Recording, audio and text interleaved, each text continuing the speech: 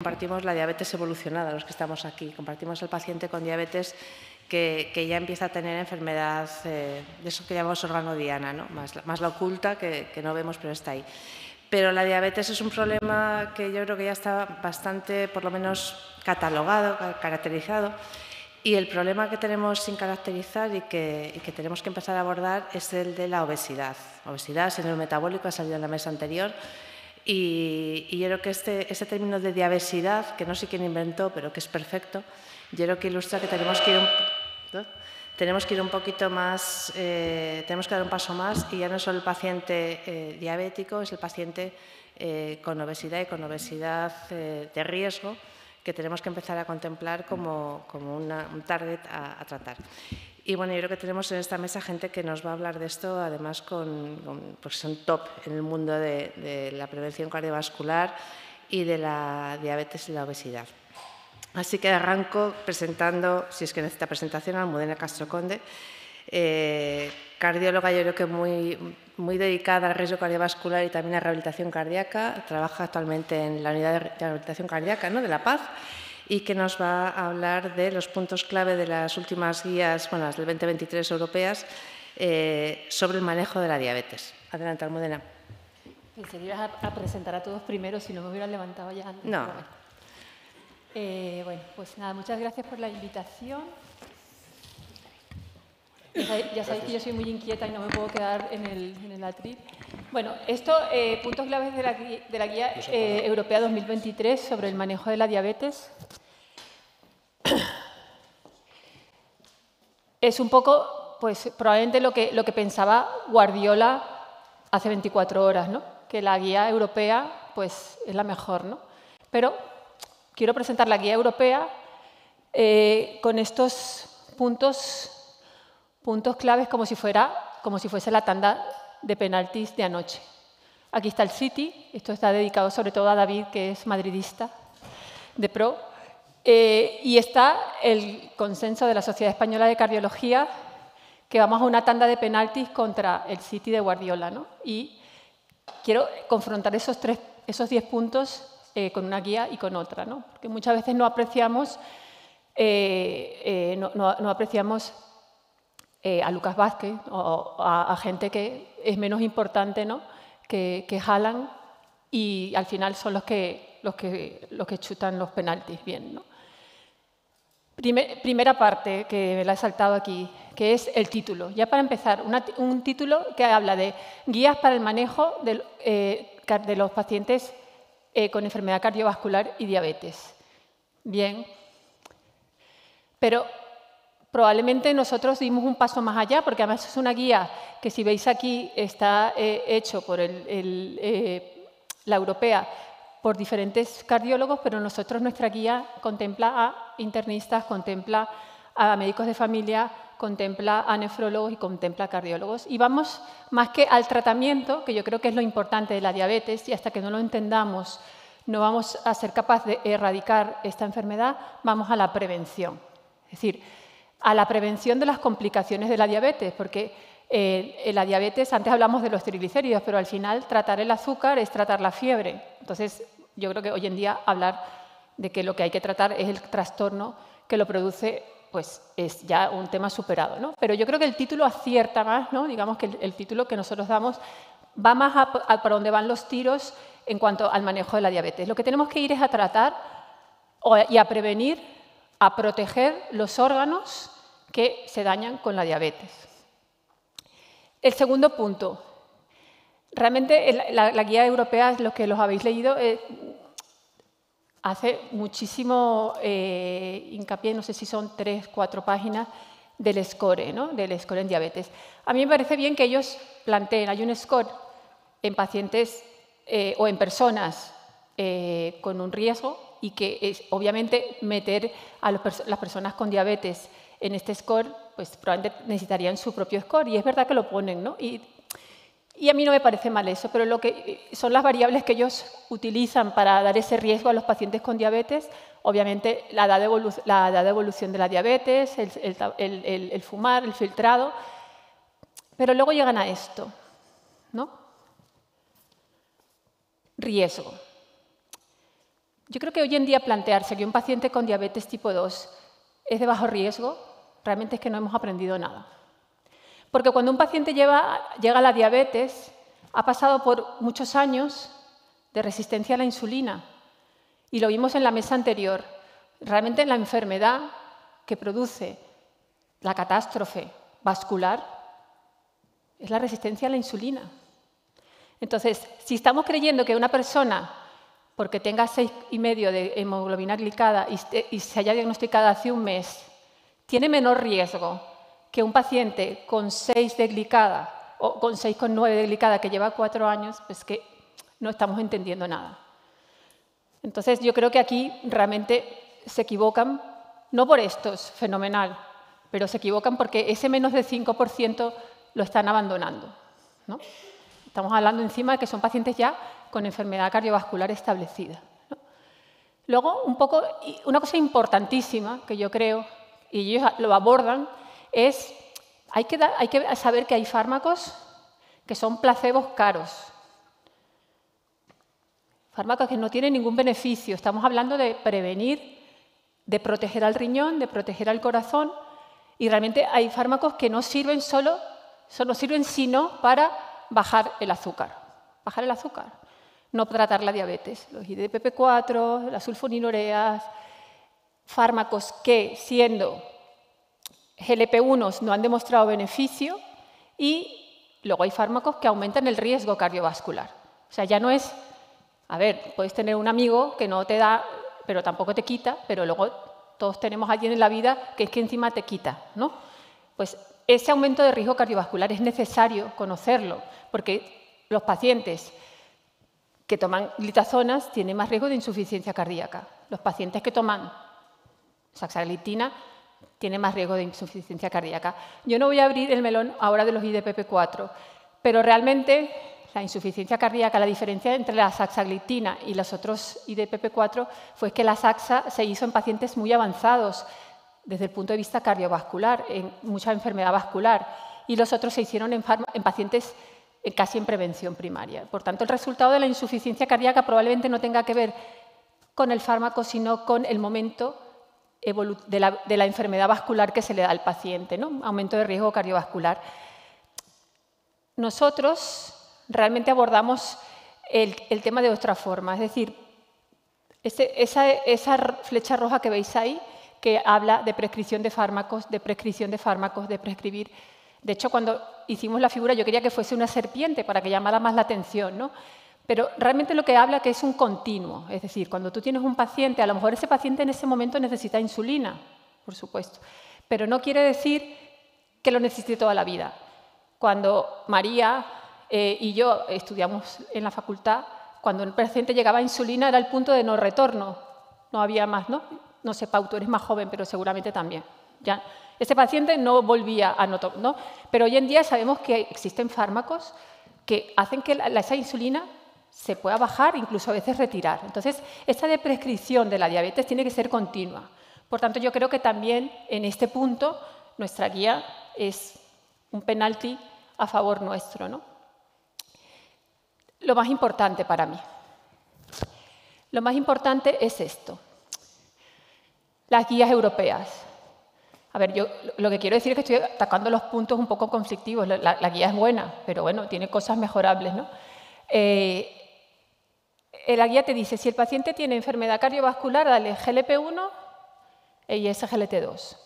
Si el paciente tiene insuficiencia cardíaca, dale ISGLT2. Si el paciente tiene enfermedad renal, dale ISGLT2 y finerenona. Y me gustaría que levantara la mano a alguien de vosotros que tenga un paciente con diabetes tipo 2 que solo tenga una de estas 3 cosas. Obviamente, porque antes hablaban de compartimentar. Claro, es que el paciente con diabetes es este, no es ese. El paciente con diabetes es un paciente que tiene cierto grado de enfermedad vascular, cierto grado de insuficiencia cardíaca y cierto grado de enfermedad renal.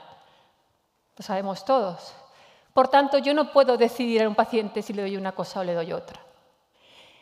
Y más importante aún, si no lo tiene, es que se lo puedo prevenir. Entonces, yo no doy de alta a un paciente con un síndrome coronario agudo con beta bloqueantes y si vuelve a ingresar le pongo el adiro y si vuelvo a... que hago un tratamiento combinado porque el beneficio va por diferentes formas. Entonces, ¿cuál es el problema? Que nos han enseñado, mal enseñado, que la diabetes baja, hay que tratarla bajando el azúcar. Y como, claro, como los ISGLT2 y los GLP-1 bajan el azúcar, creemos que hay que elegir entre unos dos. Lo que menos hacen es bajar el azúcar. Y hablo de azúcar y no de glucemia, para ponerlo todavía como, para que veáis un poco lo rústico que es el asunto de tratar la glucemia solo, ¿no? Entonces, no sé si hay gente muy joven, pero los que tenemos hijos sabemos que cada hijo nos aporta algo diferente y no podríamos elegir entre uno y otro. Yo sí, pero en temporadas de mi vida. Yo ahora estoy mucho con la mediana, pero hay temporadas de mi vida que quiero matar a la mediana y soy más del pequeño, etc. Pues esto es lo mismo. ¿Por qué me hacen elegir entre finerenona? ¿Por qué me hacen elegir entre ISGLT2 y entre GLP-1 cuando sé que cada uno va a aportar algo, ¿no?, a ese paciente, ¿no? Y esto es, pues, un poco ese punto. El 5. Elección de fármaco con beneficio, independiente de aglicada. Pues eso está muy bien. Por supuesto, es a favor. Claro, porque independientemente de la aglicada, ¿qué significa? Que yo tengo que elegir el fármaco antes de ver la aglicada. Y esto a los cardiólogos nos pasa mucho con el síndrome coronario agudo. ¿Cuántos cardiólogos hay aquí? ¿Está Elsa? Bueno, ¿qué hacemos cuando viene un síndrome coronario agudo? Que tú le dices, abra la boca y le das 80 de atorvastatina. Nadie le mira el LDL. Luego lo miramos. O sea, no quiere decir que no se mire.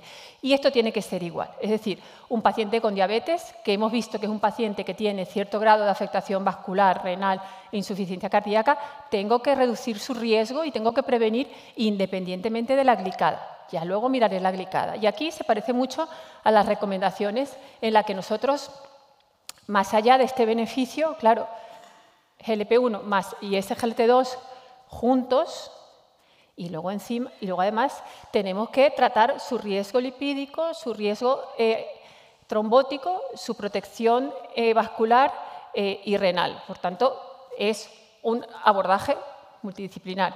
No hay que elegir entre uno y otro, ¿no?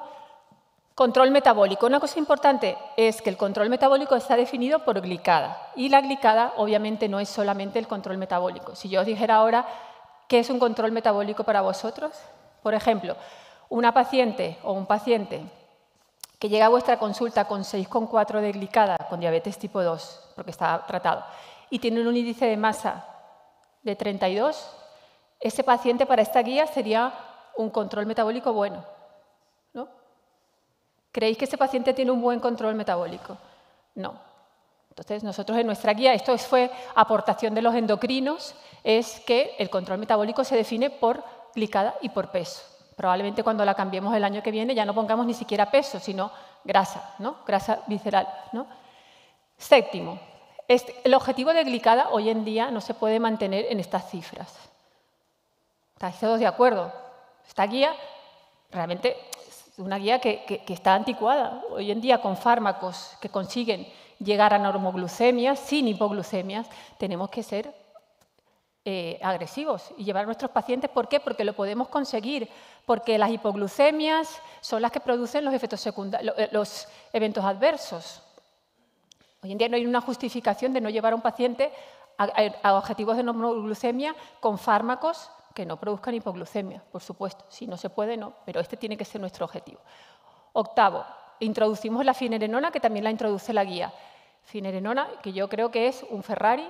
Es un fármaco que me van a contar, luego hablaremos en la discusión. Creo que los nefrólogos están más enamorados que los cardiólogos porque todavía no ha salido el Fine Arts, que saldrá y ya, pero la finerenona es un Ferrari y creo que es que ojalá en los próximos foros hablemos más de la finerenona, un antagonista mineralocorticoide, es la tercera generación, ¿no? Noveno, una cosa importante, hablamos de los lípidos. Los lípidos hay mucho que aprender.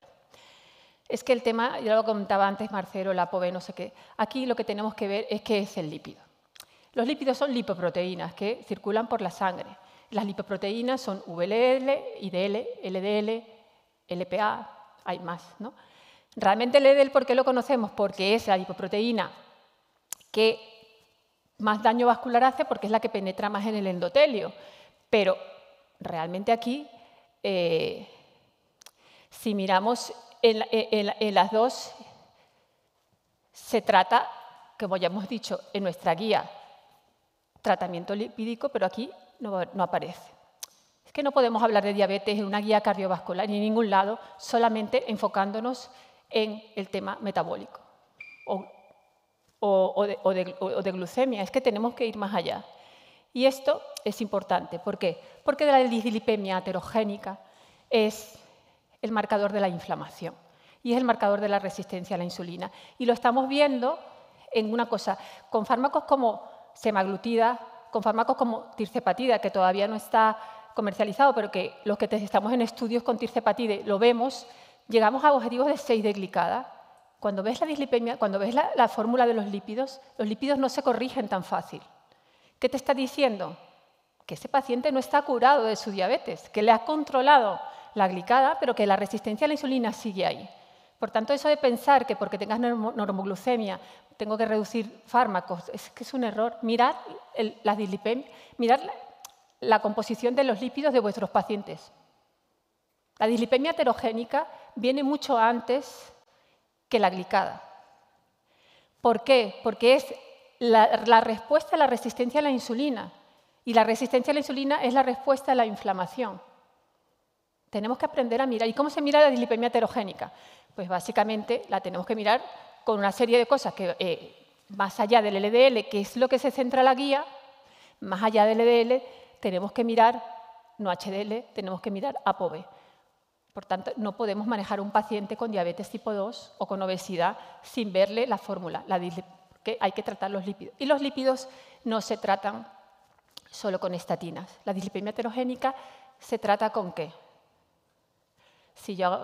Pues la dislipemia aterogénica se trata con fármacos que disminuyen la resistencia a la insulina. Porque la dislipemia aterogénica se produce porque tengo un exceso de triglicéridos y esos triglicéridos se empaquetan en las lipoproteínas y las conforman como muy densas, muy cargadas de triglicéridos y mucho más pequeñas para que salgan antes del hígado. Entonces, las lipoproteínas pequeñas y cargadas de triglicéridos son las que dañan el endotelio y son las que producen. Por eso, bajar los triglicéridos no vale para nada, porque yo bajo los triglicéridos, pero la fórmula de mis lipoproteínas, de las pocas que quedan con esos triglicéridos, siguen siendo triglicéridos, lipoproteínas muy cargadas de triglicéridos, y eso no se mide en los estudios de triglicéridos. Y ya para terminar, es la recomendación del ejercicio de resistencia, fundamentalmente que se incorpora, creo que es importante, tenemos que aprender a recomendar los ejercicios de fuerza en todos nuestros pacientes, pero más en el paciente con obesidad y el paciente con diabetes, porque tienen una sarcopenia brutal. Yo no sé, seguramente los nefrólogos estáis más acostumbrados a medir músculo, nosotros poco, pero la sarcopenia de los pacientes con diabetes y con obesidad es una cosa increíble que yo, desde que la estoy midiendo, Entonces, el ejercicio de fuerza tenemos que aprender cómo se prescribe y si no lo sabemos tenemos que ir a buscar las fuentes o las personas que nos enseñen, pero hay que practicar, también tenemos que practicar nosotros, pero tenemos que también hacer ejercicio de fuerza. Ya, como último mensaje, esto es la diabetes tipo 2. La diabetes tipo 2 no es la glicada, la diabetes tipo 2 es todo esto. Y quedarnos ahí es un error que se han cometido durante años, pero hoy en día yo creo que es que no podemos seguir hablando de esto. Y la verdad que a mí la guía europea me ha dejado bastante decepcionada, como cuando me tocó a mí esa charla, con todas las charlas preciosas que hay, me ha tocado esta, la guía europea. Bueno, le he intentado dar la vuelta, pero es una guía que a mí me dejó bastante decepcionada. Y por último, esto es un homenaje como Úrsula Corberó cuando le dieron el Goya, no sé qué, pues un homenaje a mí porque estoy encantada. Yo no sé si alguien conoce a esta persona, Steve Nissen. Steve Nissen es la persona responsable de que Boehringer, Novo Nordisk, etcétera, estén aquí hoy. Steve Nissen fue la persona que dijo: rosiglitazona produce infarto, vamos a hacer un metaanálisis, estos son los resultados, hay que empezar a estudiar los fármacos antidiabéticos y ver la seguridad cardiovascular. ¿Y ¿qué pasó? Que el primer fármaco que demuestra disminución de la mortalidad cardiovascular en diabetes y disminución de la insuficiencia cardíaca es la empagliflozina, que no estaba buscando eso, estaba buscando cumplir la seguridad cardiovascular que había exigido Nielsen. Y al final no te sale un niño guapo, sino también te sale un niño guapo y listo, que es lo que me ha pasado a mí. Pero esto es lo que ha pasado. Gracias a este señor estamos hoy hablando aquí de fármacos que, más allá del control de la glucosa, reducen la insuficiencia cardíaca, reducen la mortalidad cardiovascular, reducen el ictus, y no solamente en los pacientes con diabetes, sino en los pacientes con enfermedad cardiovascular o insuficiencia cardíaca sin diabetes. Así que muchas gracias.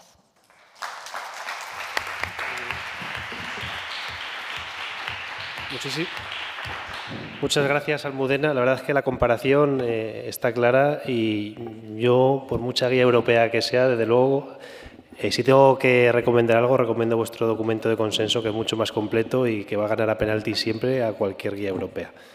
Seguimos con la jornada. El siguiente ponente es el doctor Pau Llàcer, del Hospital Ramón y Cajal de Madrid, y nos va a contar cómo podemos utilizar los fármacos inhibidores de la SGLT2 más allá de la diabetes. Cuando quieras, por favor. Muy bien. Bueno, es un placer estar aquí con todos vosotros. Gracias a la organización por invitarme. Y bueno, el tema que me ha tocado es un tema realmente muy vasto, y he hecho en 15 minutos pues, una aproximación desde mi punto de vista que supone el papel de los ISGTOs fuera de la diabetes. Mirar, ChatGPT está de moda, todo ahora es ChatGPT, quien no lo emplee está quedándose atrás. Y cuando le puse el término serendipia a ChatGPT, me dijo esto. La serendipia es un concepto fascinante que describe el descubrimiento fortuito de algo valioso o importante mientras se busca algo completamente diferente. Es como tropezar con una joya inesperada mientras se pasea por el campo en busca de algo más mundano. La serendipia a menudo ocurre cuando estamos abiertos a nuevas experiencias, cuando observamos atentamente nuestro entorno y cuando estamos dispuestos a ver más allá de lo evidente. Este fenómeno ha jugado un papel crucial en muchos descubrimientos científicos, avances tecnológicos e incluso en la creatividad artística. La serendipia nos recuerda la belleza de la incertidumbre y la magia de lo inesperado en nuestras vidas. Bueno, a mí me dejó, realmente me cautivó lo que ChatGPT es capaz de escribir. O sea, quien tenga dudas de lo que esta maravilla hace, pues aquí habéis visto una muestra, ¿no? La serendipia tiene el mérito de muchos avances en la medicina y la historia de los ISGLT2 no es más que esto. Muy bien, mirar, ¿de dónde vienen los ISGTOs más allá de la diabetes? ¿De dónde parte? Estos son los pivotales, el papel de los ISGTOs en la IC, ¿de dónde vienen? Pivotales en PARREC, AUCOM, el DECLARE y el CANVAS ya dicen que estos pacientes tratados diabéticos, la corte era diabética, ya mejoraban, disminuían eventos de insuficiencia cardíaca, ¿no? ¿Por qué? Ya, la gente se vuelve, pues eso, fascina con los hallazgos casuales. ¿Y por qué? Probablemente radica el beneficio de los ISGTOs en este mecanismo, ¿no? Más allá de todos los otros restantes que han dado estos grandes hallazgos a estas moléculas, parece ser que el bloqueo del cotransportador GLUT2 a nivel del tubo proximal, esa pérdida de glucosa, ese arrastre de agua, esa pérdida de sodio, activa la mácula densa y es la que restablece el feedback tubulo-glomerular, vasoconstriyendo la arteriola aferente, disminuyendo la presión de perfusión y disminuyendo la proteinuria. Probablemente esto, sin duda, es de lo más importante de estas moléculas. Pero también hay una cantidad de mecanismos, muchos de ellos todavía en vías de investigación, que respaldan una serie de hipótesis que marcan el papel de estas moléculas. Todo está resumido. Esto es un paper, bueno, de hace unos meses en pacientes con insuficiencia cardíaca con FEI preservada que detalla también el resto de mecanismos que no voy a entrar por cuestiones de tiempo. Podemos resumir que el papel de los ISGLT2 en la ICE se resume en estos 4 mecanismos. Son fármacos con efecto diurético, Tiene un efecto metabólico, un efecto renal y sobre el remodelado. ¿Son diuréticos? Sí, tienen otra serie de efectos, pero sin duda son fármacos diuréticos. Y aquí podéis observar cómo al comparar en monoterapia frente a asociado a diuréticos distales, los ISGTOs potencian el efecto de los diuréticos distales, como podéis observar en la excreción fraccional de sodio en este estudio tan bonito. Producen excreción de sodio en monoterapia, pero sobre todo cuando lo combinamos con otros diuréticos de acción distal. Son diuréticos osmóticos. Sabemos que estos fármacos son ideales para la congestión tisular. Aumentan la osmolaridad plasmática comparado con placebo. Son fármacos también, este efecto osmótico se ha observado, aquello era fase aguda, esto es fase crónica, en fase estable de la enfermedad durante las 48 primeras horas inducen una diuresis osmótica, pero posteriormente por la hiperactivación de la ADH, como podéis observar, ese incremento de la diuresis se estabiliza. Este es un ensayo reciente, el último en el papel diurético de los ISGTOs, el DAPA-RESIST. Astra tuvo valor de comparar dapagliflozina frente a una tiazida-like, la metolazona, o sea, y analizar cuál de los dos era mejor deplecionando al paciente. Y analizaron eficacia y seguridad. Eficacia en point primario, como podéis observar, pérdida de peso. Pues no hubo diferencias a 96 horas, pero parece ser que la tiazida, si tuvieseis que haber apostado, pues la tiazida hacía perder más peso a los pacientes, pero no fue significativo. Tampoco lo fue el score de congestión aplicado al ADBOR, y eso acompañado, como podéis observar, de un mayor deterioro de la función renal en los pacientes tratados con la tiazida, con metolazona. Segundo lugar, efecto metabólico. Ya sabemos que induce un cambio del sustrato de obtención de energía de los pacientes con insuficiencia cardíaca. Pacientes sanos, la energía del corazón procede básicamente de los ácidos grasos libres. Está los ISGLT2, la inducción de la glucosuria lo que hace es cambiar este sustrato, induce una síntesis de cuerpos cetónicos que son los que realmente son los responsables de la obtención de energía del corazón enfermo tratado con ISGLT2. Los efectos renales, ya lo hemos dicho, mirad qué foto tan bonita, tras el tratamiento con ISGLT2, veis la vasoconstricción de la arteriola eferente, que sin duda es el mecanismo más relevante a este nivel. Y también en el remodelado cardíaco. Esto ya lo vio Santos Gallego, como a 6 meses los pacientes con empagliflozina, una corte con FEI por debajo de 50, en enfermedad estable, como vemos a 6 meses mejoran todos los parámetros ecocardiográficos, volúmenes telesistólicos, telediastólicos del ventrículo, la FEBI, la masa del ventrículo, el consumo pico de O2 y el cuestionario de Kansas, o sea, una cosa bárbara. Pues esto mismo no es un ensayo, pero es de nuestro colega Domingo Pascual, también no es un ensayo, es un estudio observacional, una corte de 162 pacientes con FEBI preservada y deprimida, seguidos a 6 meses, también mejora parámetros de remodelado, mejora la FEBI, mejora la masa, mejora los péptidos, en este caso dapagliflozina. Ensayos clínicos no me voy a detener. Los primeros en reducida, Empero Reduce y DAPA-HF, el metaanálisis, disminución del combinado de muerte y reingresos. El metaanálisis del DAPA y el del IBER, reducida y preservada, el beneficio homogéneo a lo largo de todo el espectro de la FEBI, aquí lo veis. En fase aguda, ¿son seguros estos fármacos en el hospital? Fase aguda, sin duda. Este es el ensayo más relevante hasta el momento, el EMPULSE, pacientes ingresados en el que se inicia tratamiento con empagliflozina y se ve Pues el endpoint primario es un endpoint jerárquico, el win ratio, en el que incluye eventos también. Incluye mortalidad, incluye regreso, y veis los pacientes que ya salen tratados del hospital con empagliflozina mejoran el pronóstico en el seguimiento.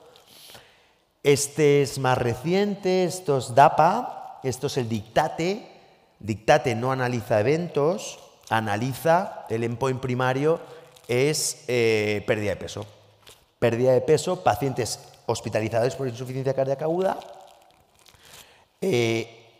comparado con placebo más standard of care, claro. Pues no hay, veis cómo roza la significación, hay una pérdida de peso llamativa con DAPA frente a placebo, pero no llega a la significación. Y lo que sí que producen estos fármacos son menores necesidades de furo intravenosa. O sea, tú asocias ISGLT2, en este caso DAPA, al ingreso y requieren menos dosis de furo en vena respecto al standard of care. Y aquí veis el resumen. Esta es la figura central, como el endpoint primario no se llega. Son fármacos seguros, como luego veremos, ahí lo dejan claro, y sobre todo mejora menos requerimientos de furo a cortas estancias medias. No quiero dejar de nombrar estos dos ensayos del grupo de Núñez de Valencia. Son ensayos que analizan la capacidad funcional máxima, consumo pico de O2. ¿Veis? Pacientes con FEI reducida, DAPA, pacientes ambulatorios, se randomizaban FEI reducida, DAPA ambulatorio, se randomizan a DAPA o placebo. La DAPA mejora el consumo pico de O2 al mes y a los 3 meses. Y al analizar el mismo corte de pacientes, es un subanálisis en el que analizan, bueno, vale, y este beneficio, ¿hay interacción con el perfil férrico? Pues mirar, qué bonito, son los pacientes que tienen déficit de hierro los que realmente presentan mejores resultados. Aquí los veis. Pacientes con déficit de hierro, la DAPA mejora el consumo pico de O2. Bueno, ¿qué dicen las guías? Después de todo esto, ¿qué dicen las guías? Pues aquí están las guías de la 21, no he puesto las americanas, son superponibles. Máxima clase de recomendación, nivel de evidencia para la FEI reducida. Aquí veis los 4 fantásticos, más los diuréticos, no hay que olvidarlo. Y bueno, el año pasado se hizo el update de las guías del 22, porque claro, habían venido los ensayos en FEI preservada, el Deliver y el Emperor Preserve, y ya máxima clase de recomendación, nivel de evidencia 1A. Aquí lo veis, FEI ligeramente reducida. Los únicos fármacos con máxima clase de recomendación, tanto en FEI ligeramente reducida como en FEI preservada, son tanto DAPA como EMPA. Ha hablado la IC, por último, la enfermedad renal crónica. Sin duda, el otro gran campo en el que los ISGLT2 han supuesto una revolución. Bueno, aquí veis los mecanismos a nivel renal, más allá del feedback tool glomerular, también, bueno, pues podéis observar 3 otros mecanismos, como la inhibición del NH3, la disminución de la fibrosis al inhibir estos mediadores y, bueno, también impulsan la autofagia interviniendo en estas moléculas. Bueno, son mecanismos que los nefrólogos sin duda conocen y definen muy bien. Son las CADIGO, todo el mundo esperando las CADIGO, 12 años, ¿no? sin tener CADIGO, pues estos son las CADIGO, esto es de hace 2 semanas creo, ¿no? ¿Qué dicen las CADIGO de los ISGLT2 en la enfermedad renal crónica? ¿Qué indicaciones tienen todos los pacientes? Bueno, mirar, estos son los ensayos, los efectos de ISGLT2 en pacientes con enfermedad renal en base al estatus metabólico, diabéticos y no diabéticos. El beneficio es independiente, eso ya lo sabéis. Veis en ensayos en diabetes el Credence, el DAPA-CKD y el EMPA-KIDNEY, en no diabéticos únicamente el DAPA-CKD y el EMPA-KIDNEY. Y esto son el global de los ensayos con ISGLT2 en enfermedad cardiovascular, renal, diabéticos. Aquí los tenéis, y no diabéticos, como también los resultados son independientes al perfil metabólico. ¿Y qué recomendación establecen las CADIGO respecto al empleo de estas moléculas en enfermedad renal crónica? Bueno, pues mirar. O sea, no había otro lugar más que el primero, first line, para el tratamiento de estos pacientes. ¿De acuerdo? ¿Y con qué recomendación? Bueno, esto es importante, muy importante. Paciente diabético con filtrados por encima de 20, máxima clase de recomendación nivel de evidencia 1A. En paciente con enfermedad renal crónica,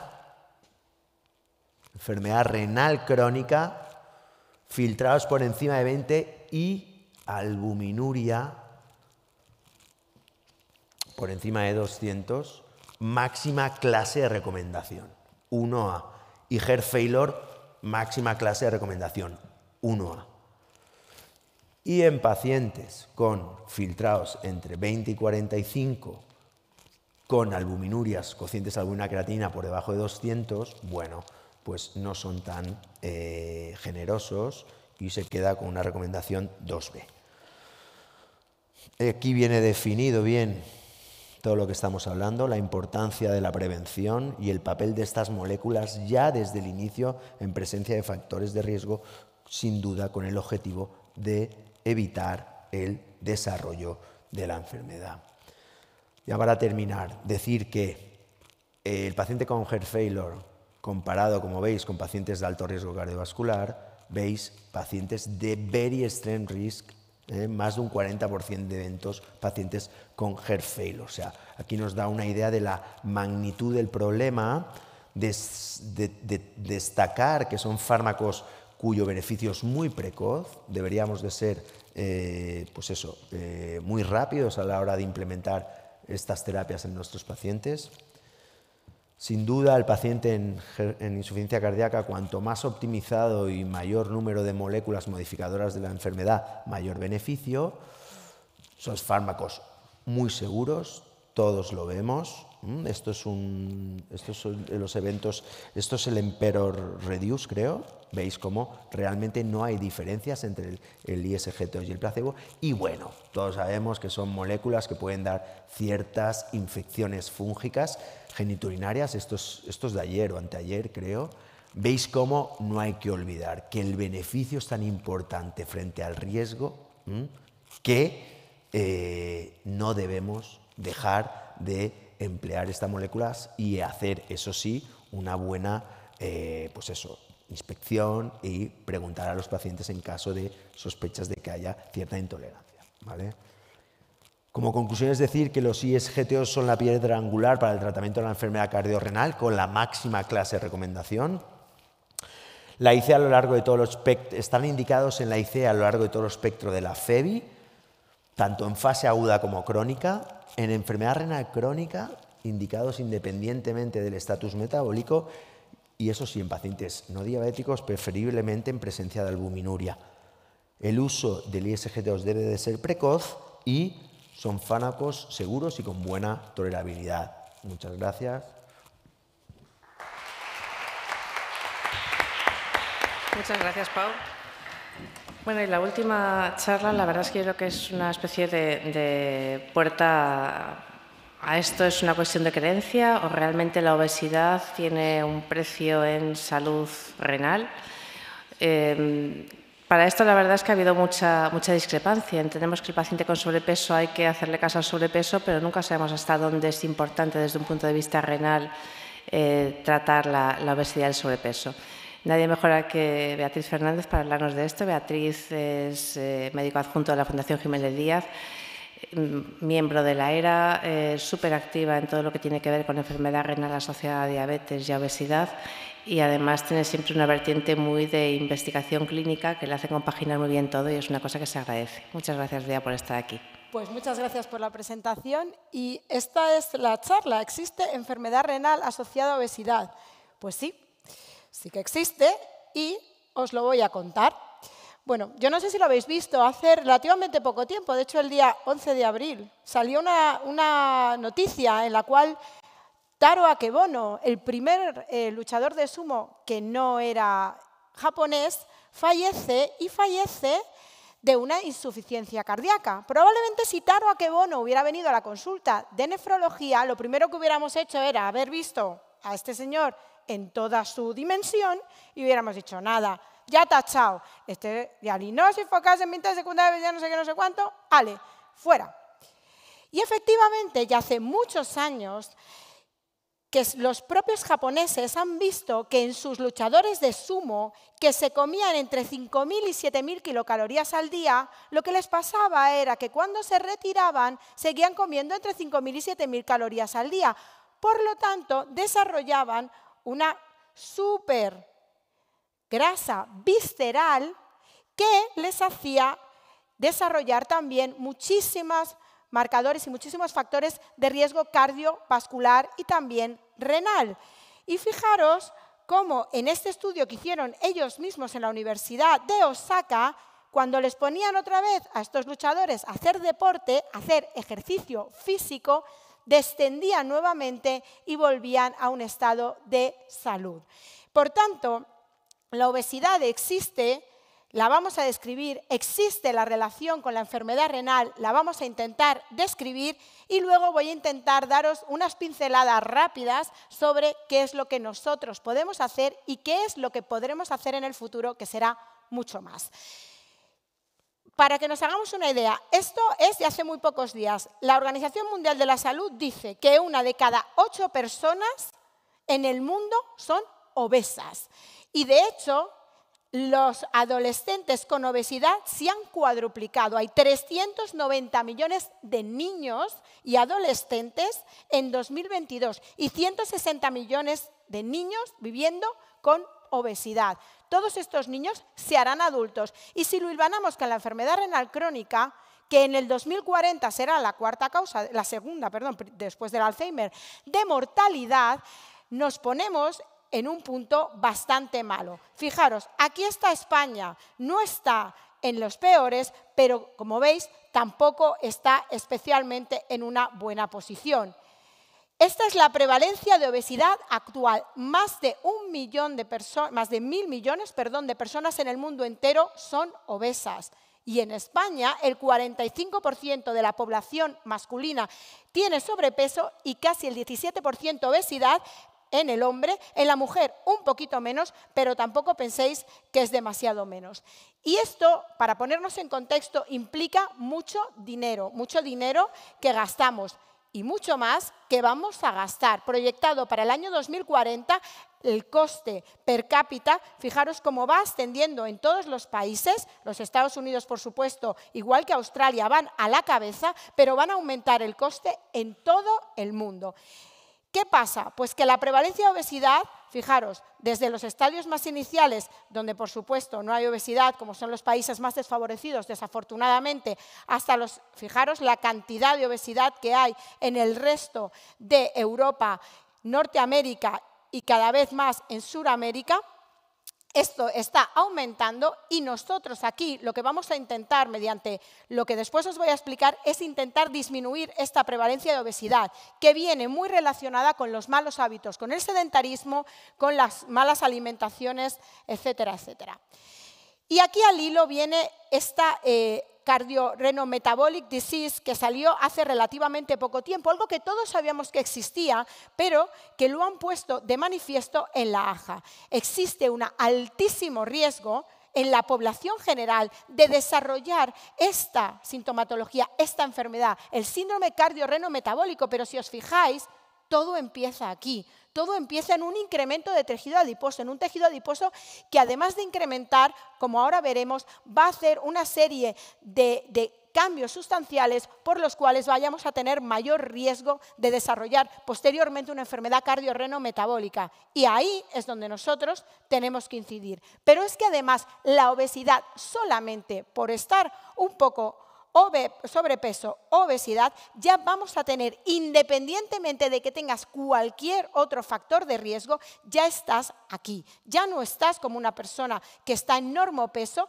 aunque no tengamos ninguna anomalía metabólica, en un outcome renal ya la obesidad te va a dar mayor susceptibilidad para desarrollar una enfermedad renal crónica con respecto a la población que no está obesa.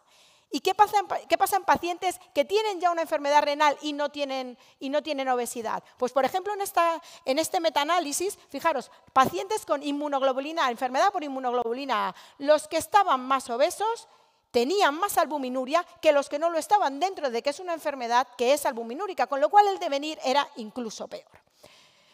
Vamos ahora a discutir un poquito por qué creemos que esto ocurre. Y lo primero que quiero deciros es que la enfermedad renal relacionada con la obesidad ataca o comprende dos entidades, la glomerulopatía por la obesidad y luego lo que se llama el fatty kidney, que es toda esa grasa que está alrededor de las fascias del riñón o en la zona del seno o en la zona del parénquima renal.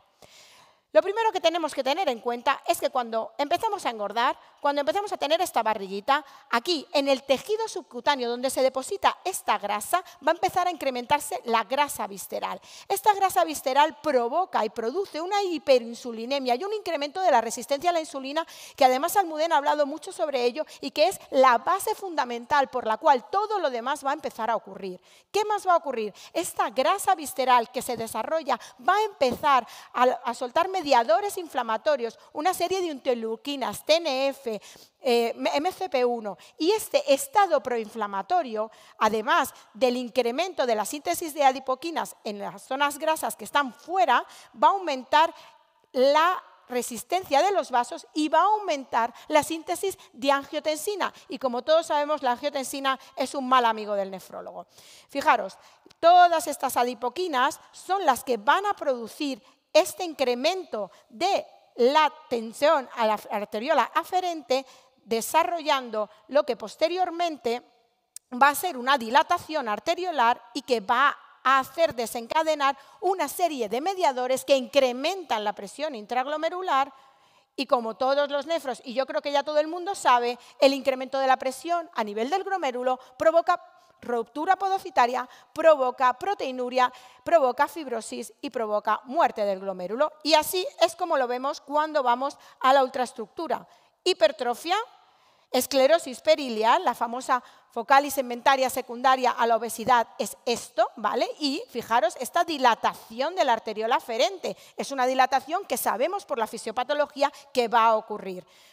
¿Qué pasa cuando esto avanza? Pues que se va a producir una esclerosis global, una esclerosis focal. Y tenemos por aquí en la ultraestructura a las mitocondrias trabajando a tope. ¿Por qué? Pues porque estamos intentando hacer ese gasto energético. Pero quiero ir un poco más allá, no solamente obesidad relacionada con el glomérulo. Fijaros también los cambios tubulares. Estos son modelos animales, esto es el ribete en cepillo. Y fijaros todos estos cambios tubulares que se producen también por este acúmulo de lípidos. Y estos cambios tubulares también van a desestructurar al riñón y también van a hacer que finalmente se produzca una fibrosis. Además de todo esto que hemos dicho con respecto a la grasa visceral, descenso de adiponectinas, incremento de leptinas, el angiotensinógeno que aumenta, todo el sistema simpático que se activa, vamos a tener aquí el fatty kidney y la grasa que tenemos alrededor del riñón o en el seno perirrenal también comprime en cierto sentido a los túbulos renales y comprime a todo el seno venoso. Por lo tanto, ya solamente por esa hiperactividad que se va a producir y por esa compresión, nuevamente nos vamos hacia glucotoxicidad, nos vamos hacia hipertensión y hacia lipotoxicidad. Y además se ha descubierto que existe en esta grasa perirrenal una producción anormal de adipocinas. Y esta producción de adipocinas con acúmulo de ácidos grasos, con incremento de glucosa e incluso con ciertas anormalidades genéticas que aumentan la susceptibilidad de tener producción anormal de adipocinas, como son mutaciones en ApoL1, nos van a llevar hacia lo que nosotros ya sabemos que puede ocurrirle al riñón, y es otra vez lo mismo, fibrosis y muerte del riñón. Esto hay estudios que lo han visto ya desde fases muy iniciales mediante TAC, mediante biopsia o mediante incluso ultrasonidos. Y fijaros cómo desligando la grasa del seno perirrenal, nosotros aquí vemos que pacientes que son diabéticos comparados con controles, los que tienen más grasa en el seno renal son aquellos que van a evolucionar hacia una peor control a pacientes diabéticos o hacia una evolución hacia la diabetes. E incluso más allá, este estudio, que es del Framingham, cogiendo TAC y midiendo la grasa perirrenal en los pacientes, vio que aquellos con mayor grasa visceral más mayor grasa en seno perirrenal, resulta que eran los que peor evolucionaban con medido CKD por cistatina y medido CKD por creatinina. Es decir, este grupo 4, que tenía mucha grasa visceral y además tenían grasa en la gerota y además tenían grasa en el seno perirrenal, eran los que iban peor.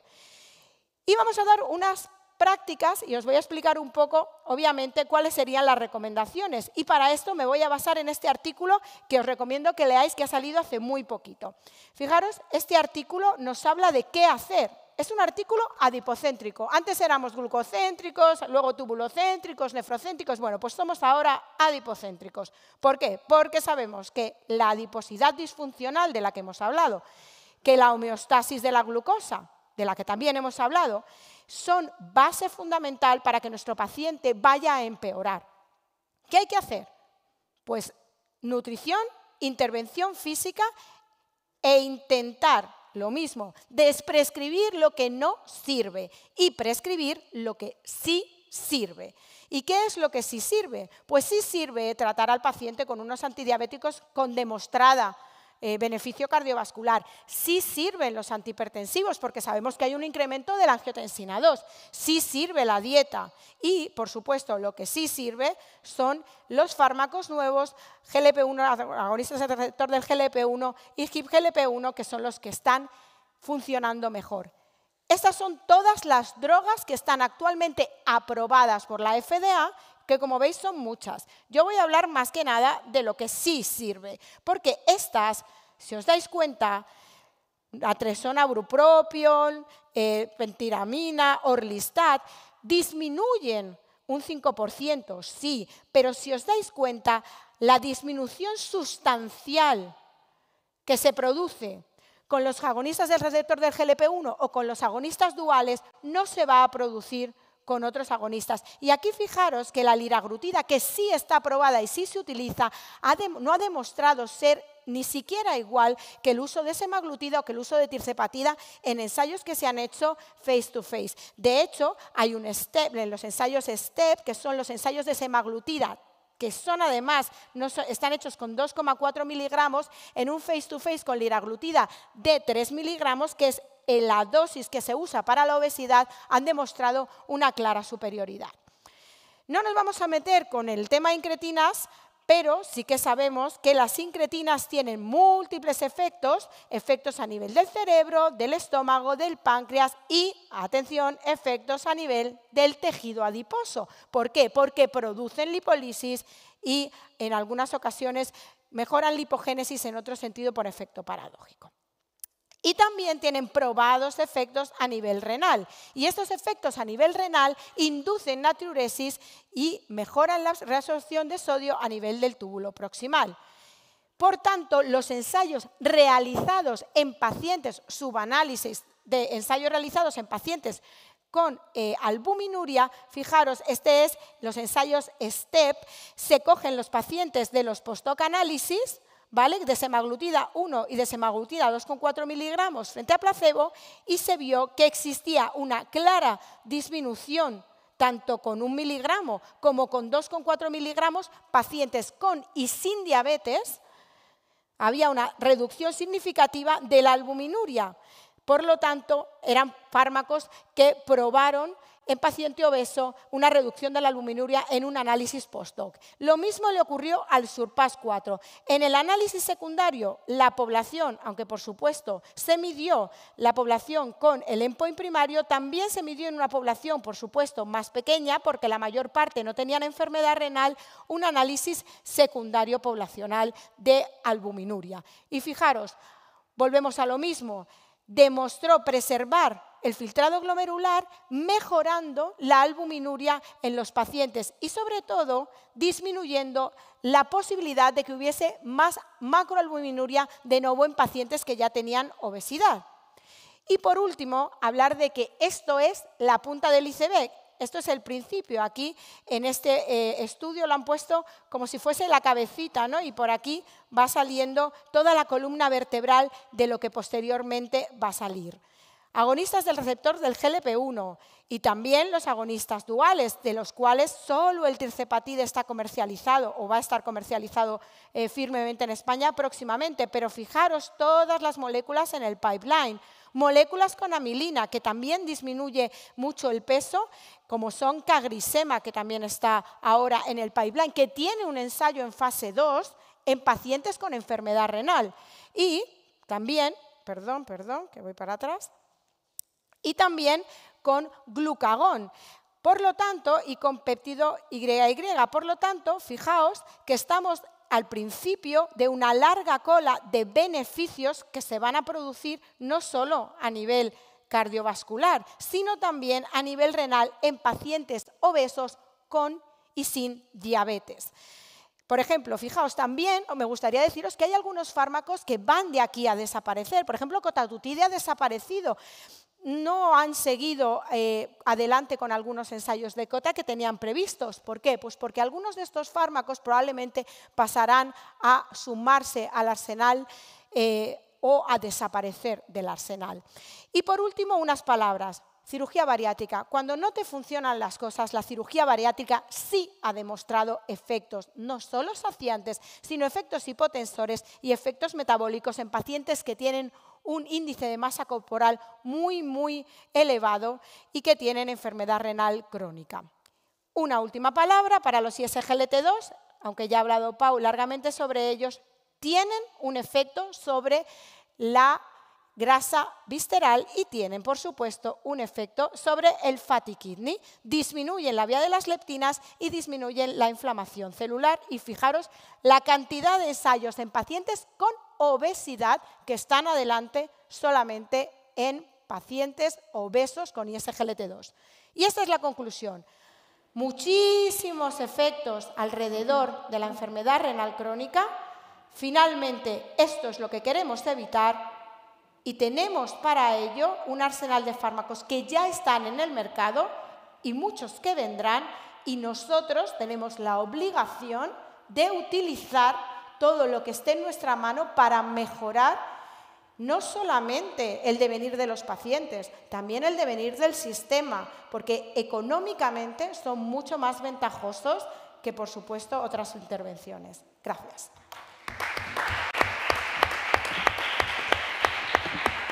Muchas gracias, Bea. La verdad es que ha sido una exposición magnífica. Tenemos un coloquio un poquito más corto, pero yo creo que va a dar tiempo todavía a preguntar unas cuantas cosas. Mientras os animáis a hacer preguntas, yo tengo una quizás para los tres, porque además vuestro punto de vista yo creo que va a variar. Tenemos claro que la obesidad es el estadio 1 de la enfermedad cardiorrenometabólica y además nos lo han recordado así, pero ¿cómo la estimamos? IMC, ¿en quién nos vale? ¿En quién no nos vale? ¿Podemos utilizar otras herramientas que no sea el peso y la talla para estimar el riesgo asociado a obesidad? Empezamos por Pau. Por ejemplo, en ancianos, ¿cómo interpretamos el IMC?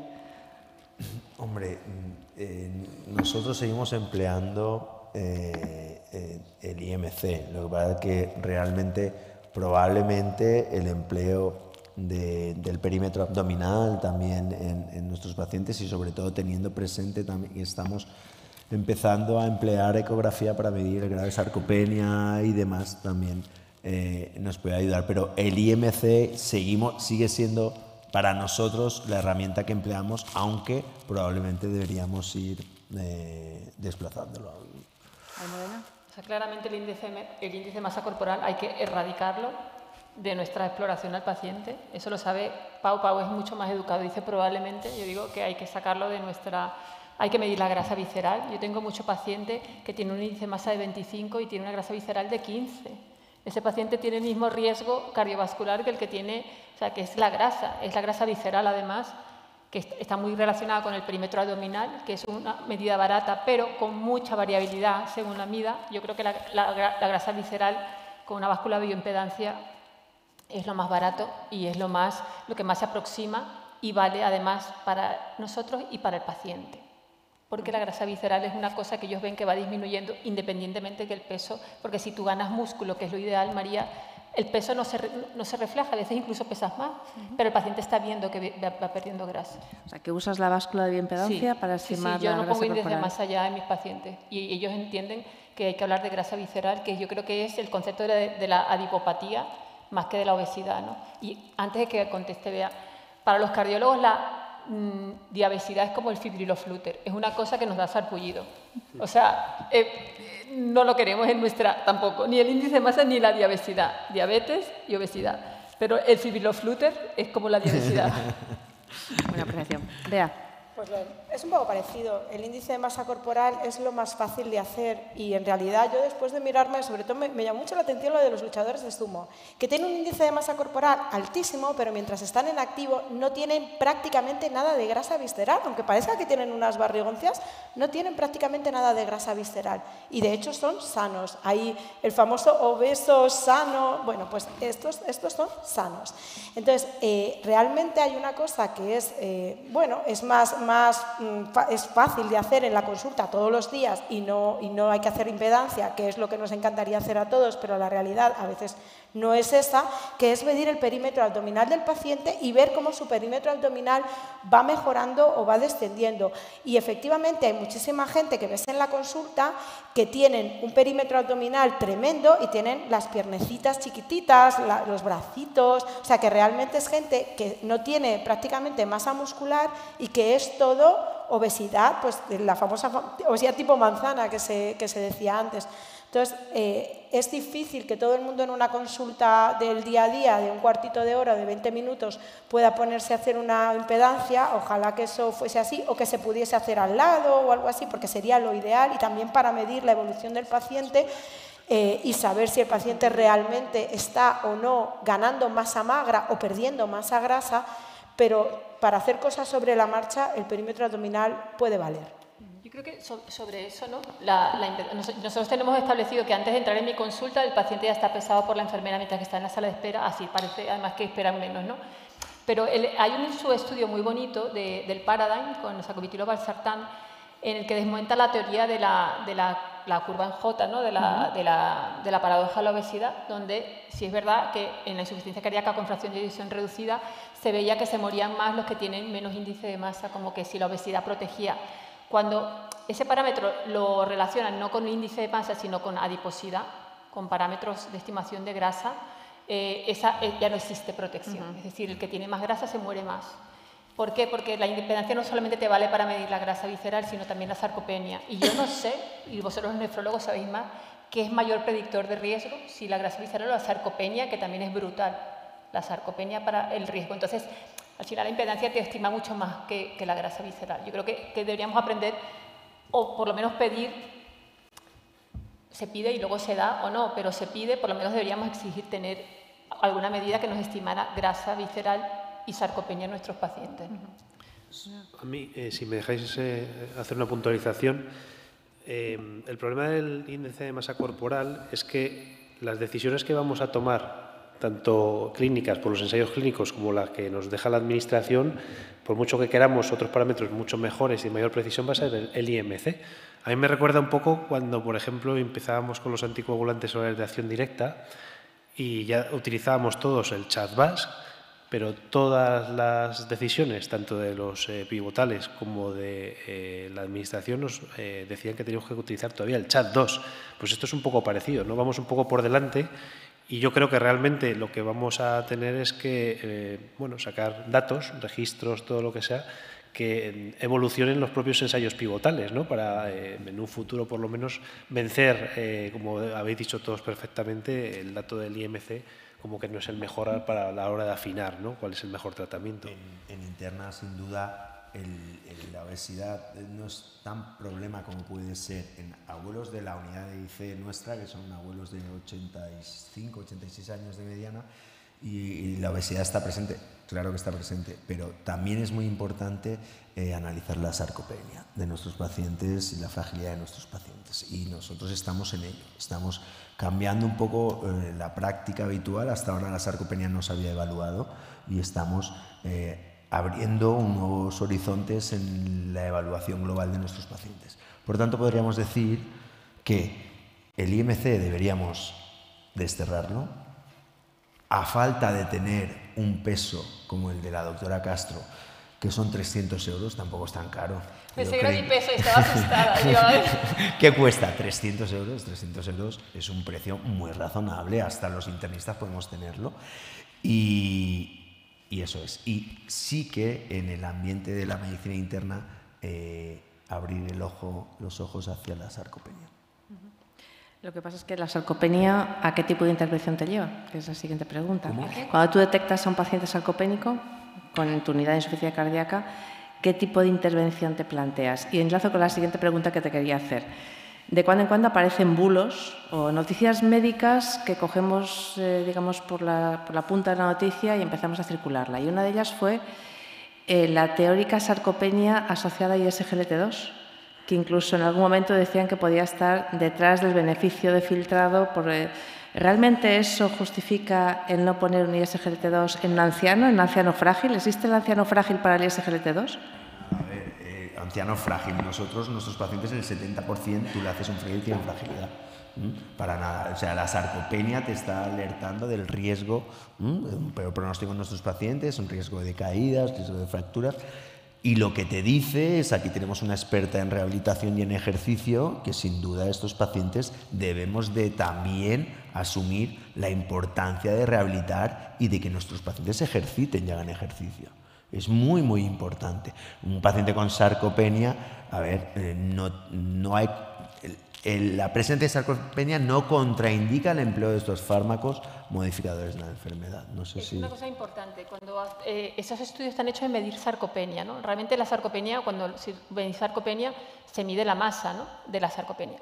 Los ISGLT2 y los GLP-1 lo que hacen es quitar la grasa del músculo. Claro, si tú mides, es como la hipertrofia del ventrículo izquierdo. ¿Cuánta hipertrofia hay y cuánta infiltración de grasa hay en la preservada, ¿no? Y eso lo vemos, ¿no? Entonces, realmente no te quitan masa muscular. Lo que están quitando es la grasa que infiltra el músculo. Por eso, cuando lo mides, parece menor. Y deberíamos dar un paso más allá, pero esto ya es claro. Es que la sarcopenia, si tú no mides la fuerza, no vale de nada. Lo que realmente habría que medir es la dinapenia, ¿no? Pero los ISGLT2 no reducen la masa muscular, reducen la grasa que está dentro de la masa muscular. Por eso cuando lo mides parece que mide menos, pero lo que has quitado es la grasa. No sé si me he explicado. Sí. ¿Alguna pregunta en la sala? Vale, yo tengo una para ti, Bea. Últimas CADIGO, de tratamiento de la enfermedad renal. Nos lo ha puesto muy bien Pau. La foto, la gráfica es ISGLT2 primer escalón, IECARA2 con el objetivo de tensión, pero en la gráfica no han puesto ningún asterisco de solo recomendado en los grupos donde está demostrado beneficio en los ensayos clínicos. Luego tienes que irte al texto para ver el grado de recomendación en pacientes albuminúricos y el grado de recomendación en pacientes no albuminúricos, pero con el filtrado entre 20 y 45. ¿Tú crees realmente que los pacientes que están fuera de ese rango, que son los pacientes con fenotipo no albuminúrico y filtrados por encima de 45, no deberíamos ponerlos? ¿Deberíamos quedarnos así con la vaguedad que se ha quedado las guías CADIGO de poner la gráfica que todo el mundo se va a quedar con ella, pero luego en el texto poner, ojo, que nos referimos solo a estos que estaban en los ensayos? ¿Cómo lo ves? Bueno, yo pertenezco a un grupo que propone la prevención renal primaria. ¿Eso qué significa? Sí, es la prevención renal primaria. ¿Qué significa? Yo sí tengo un fármaco que sé que funciona entre 20 y 45 sin albuminuria, porque el suggest es porque no terminaron el ensayo. Este es el EMPA-KIDNEY, lo pararon porque si no se quedan sin pelas, pero en realidad si tú haces un análisis de ese perfil exacto de pacientes y le das la vuelta a la gráfica y ves la gráfica, los que más se beneficiaron eran los que menos albuminuria tenían, por mililitro, minuto, año de pérdida de filtrado. Con lo cual, si yo me pongo entre 20 y 45, ¿qué más da que me ponga entre 25 y 55? O sea, que si tiene 45 sí, pero si tiene 50 no. Y si tiene 70, y si tiene 60, y si tiene una pérdida de filtrado glomerular estimado mayor de 5 mililitros por minuto por año, porque está hiperfiltrando, aunque no llegue a tener la albuminuria que le toca por el cuadradito de las CADIGO, ¿qué hago con ese paciente? No se lo pongo, me espero a ver si empeora, y cuando empeore, que sé que empeorará, voy y se lo pongo. Quiero decir, nosotros hicimos una grafiquita en la cual lo miramos y si tú lo pones cuando el paciente tiene 80 mililitros por minuto de filtrado, te ahorras 26,6 años de diálisis. Y 26,6 años de diálisis es mucho tiempo. Son muchas pelas, es mucho sacrificio del paciente, es gente que pierde años de vida, es gente que pierde muchas capacidades. Si a eso le sumas que mejora la potencialmente disminuye las posibilidades de que se te haga diabético si no lo era, de que mejora todo el tema del perfil cardiovascular, metabólico, la grasa y todo lo que ya han demostrado en otros perfiles de pacientes, no hay ningún motivo para no ponerlos. Es verdad que hay muchas veces que las cosas, si no están en las guías con evidencia 1A, 2A, 1B, tal, pero ¿cuántas veces usamos las guías? O sea, ¿cuántas veces ponemos la metformina con evidencia la que yo te cuento? O sea, que es verdad que a veces también hay que ver un poco las cosas un poco más allá y probablemente lo que ocurrirá será que las guías irán aumentando el dintel conforme vaya pasando el tiempo, que es lo que pasa con todo. Lo que tiene que pasar con las guías es desterrarlas también. O sea, no puede ser que un documento se empiece a escribir 3 años después se publique. O sea, hoy en día, en el momento en que tenemos la información, ahora en Madrid todo el mundo sabe que estamos aquí a tiempo de ir. No puede ser que la guía de insuficiencia cardíaca del 21 se desactualice 3 horas más tarde que sale el Empirical Preserve y que el update de la guía del 23 se desactualiza porque sale el STEP HF. Entonces, las guías tienen que cambiar de forma o tienen que desaparecer. Pero yo quería preguntaros, independientemente de eso, a los nefrólogos, porque para mí uno de los estudios que cambia el paradigma de la medicina cardiovascular en la actualidad es el estudio SELECT, semaglutida en pacientes con sobrepeso, 27 de índice de masa, ya no hablamos de obesidad, paciente vascular. Y hay un resultado muy impresionante para mí, que es la reducción de la nefropatía en un 22%. ¿No? Es verdad que es un objetivo secundario, pero Bea ni siquiera lo ha nombrado. Y mi pregunta es, ¿no lo nombras porque estás esperando que salga el subestudio o porque no te lo has creído o porque no te ha parecido importante? Porque era sobrepeso y como estábamos en obesidad y no me cabía todo, pues... Pero sí te lo crees, sí, ¿no? Sí, claro que me lo creo. Sí, vamos, yo creo que hay estudios hechos en obesidad y luego hay con sobrepeso y factores de riesgo. Sobrepeso más una cosa, sobrepeso más 2, sobrepeso más 3. Pero el sobrepeso per se es un problema si tú ya tienes una patología. Y si no la tienes, probablemente también lo sea. Quizá cuando hablamos de sobrepeso más otro factor de riesgo, lo que dan es como fuerza al estudio, ¿no? Dan consistencia al estudio. Pero realmente, ya solo por el hecho de tener sobrepeso, tú ya tienes una hiperactivación. O sea, ya por el hecho de tener más grasa de lo que te toca, tú ya tienes una hiperactivación de todas esas vías de las que hemos hablado, de las leptinas y de todos los mediadores inflamatorios, incremento de la angiotensina. Todo el que tiene sobrepeso siempre tiene hipertensión. Es que va de la mano y hay un punto en el que las personas pierden peso y dejan de estar hipertensas, de tener incremento de resistencia a la insulina, tal, y muchas veces que el médico se lo dice. Que luego haya que demostrarlo y haya que ponerlo en un ensayo y en postdoc y tal, por supuesto que queda mucho mejor, pero de visu en la consulta lo ves. Tú también te lo crees, María, ¿no? No, lo que pasa es que los nefrólogos ahora nos podemos dar el lujo de hablar solo de ensayos clínicos con el outcome primario renal. Ya, eso no, por supuesto que nos lo creemos. ¿Y el doctor Vivas qué opina del SELECT? Bueno, coincidimos Almudena y yo hace poco también y ya sabe que yo tengo una pedrada en la cabeza. La digo siempre y parece gracioso, pero es verdad que es que aquí estamos con nefrólogos, pero es que esta misma charla vamos a tenerla en congresos de traumatólogos dentro de poco.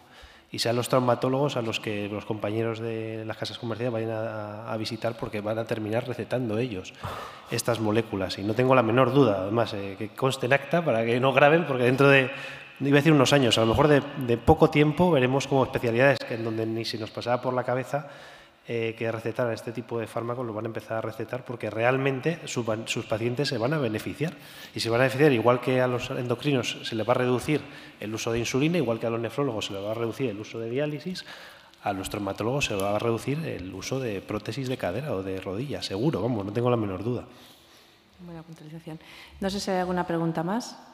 Bueno, pues damos por finalizada esta charla. Muchas gracias a los ponentes que habéis estado magníficos y pasamos a la comida.